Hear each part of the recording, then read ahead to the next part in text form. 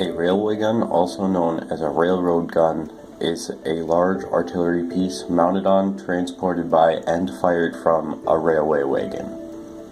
The first railway gun used in combat was a banded 32-pounder Brooke naval gun on a flat rail cart. It was commanded by Robert E. Lee, used at the Battle of Savage's Station on 29th of June, 1862. The last railway gun in use was also the biggest, with a 80cm, 31-inch gun. The Schuer Gustav was deployed by Nazi Germany.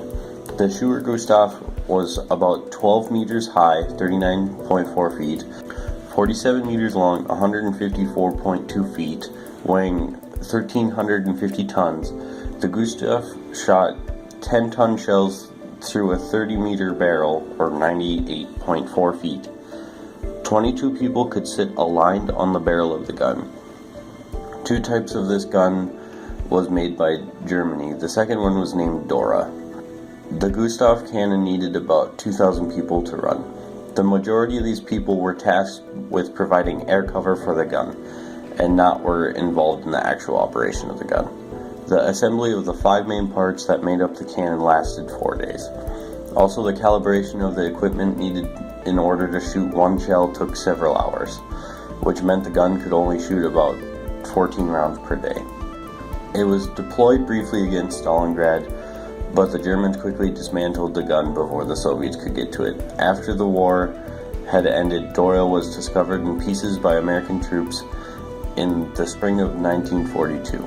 The Gustav was first used in the siege of Sevastopol in Crimea.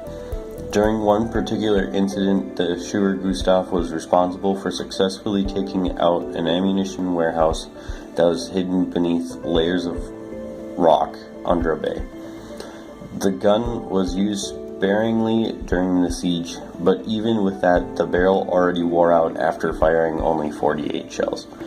As the Second World War was turning sides, the Germans disassembled and destroyed the gun to keep it out of Soviet hands. The Schuer Gustav and Dora had a land brother called the Karl Grot. It's a self-propelled siege mortar. The difference between a mortar and artillery is the mortar round has a very steep arc, while the artillery round has a flatter trajectory. Another difference is that mortars fire rounds at slower speeds than artillery, so they must be fired at a higher angle to achieve any range. There were 7 Karl mortars built. 6 of them saw combat between 1941 and 1945. It was used to attack Soviet fortresses of Brest-Litovsk and Sevastopol, bombarded Polish resistance fighters in Warsaw, participated in Battle of the Bulge, and was used to try and destroy Ludendorff Bridge during the Battle of Remagen. Each gun had to be accompanied by a crane, heavy transport trailer, and several modified tanks to carry each shell. In 1945, NR-2 Eva, as well as NR-5 Loki, were captured by U.S. forces in between the 21st of March and 11th of April in 1945. NR-7, the test weapon, was captured by the U.S. Army in Hillersbyn and shipped to Aberdeen proving grounds, but later scrapped. NR-6 ZU was captured by the Red Army, probably when they overran Jüterbog on 20th of April 1945. This is on display at Kubinka, although marked as NR-1 Adam. NR-4 Odin was also captured by the Red Army.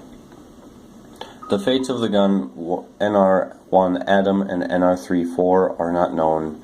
It is probable both were captured by the Red Army, as their last known location was in Jüterbog less than a month earlier.